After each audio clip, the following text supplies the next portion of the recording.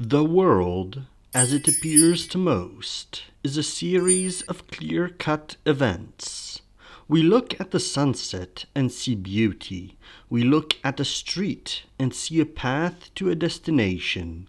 But for Lee Friedlander, the world has always been a much thicker, stranger, and more delicious soup of information. Born in 1934 in the logging town of Aberdeen, Washington, his journey began not with a grand artistic manifesto, but with a simple, boyish fascination for the stuff of the craft.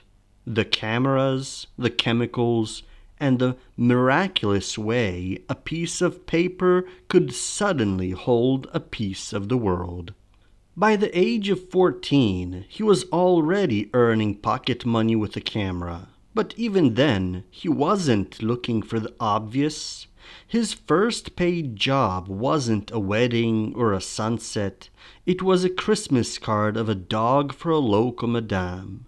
It was a fitting start for a man who would spend the next 7 decades proving that the mundane is a myth. To Friedlander, there is no such thing as a boring subject, only a bored eye. When he moved to New York in the mid-1950s, he found himself in the vibrating heart of a new kind of energy. He began his career photographing jazz musicians, finding a deep kinship in their improvisational spirit. He heard a legend play and realized that in art, anything was possible. You could take the melody of reality and twist it, layer it, and find a new rhythm within it. He didn't want to reform life or make it look better than it was. He wanted to know it. Along with a few like-minded souls, he began to develop a language that felt messy, honest, and startlingly modern. While other photographers were looking for the perfect moment, the clear, unobstructed view, Friedlander was looking for the obstacles.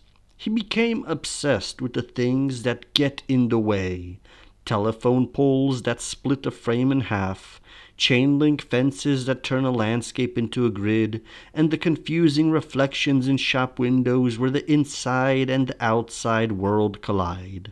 He called this walking his camera. It was an athletic, restless pursuit. He viewed the camera as a kind of net, and he was always curious to see what the net would catch.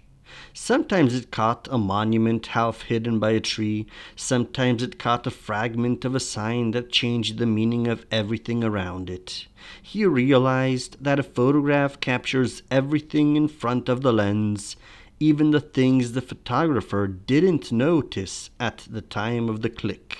For Friedlander, this excess of fact wasn't a flaw, it was a gift. Perhaps the most capturing aspect of his story is how he placed himself within this chaotic world. He didn't stand behind the camera like an invisible ghost. Instead, he became a character in his own play. Throughout his life, he has famously included his own shadow or his reflection in his images.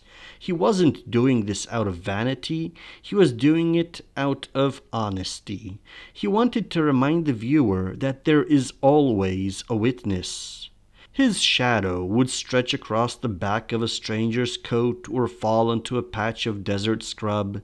It was a way of saying, I was here, and I am just as much a part of this messy landscape as the buildings and the trees. This sense of humor and wit, this refusal to take the serious artist persona too seriously, is what makes his life story so touching.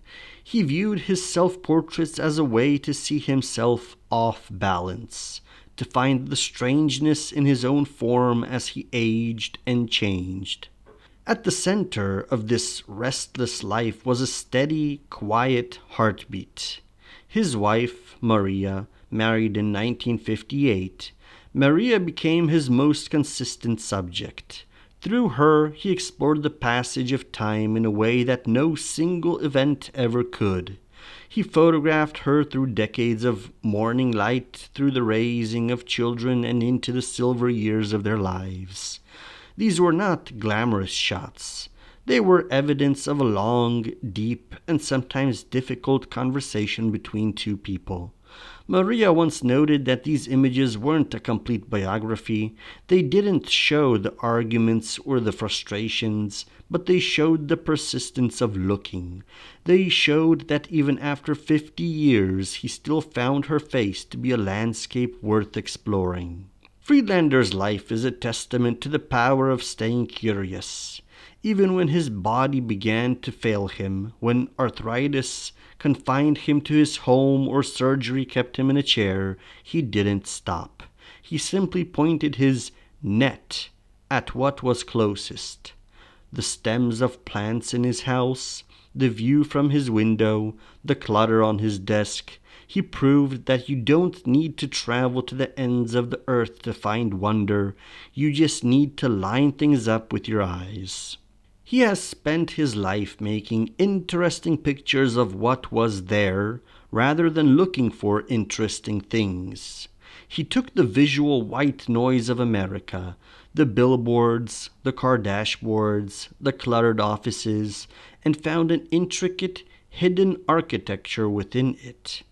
He treated a telemarketer with the same focus as a jazz legend, and a chain-link fence with the same reverence as a mountain range.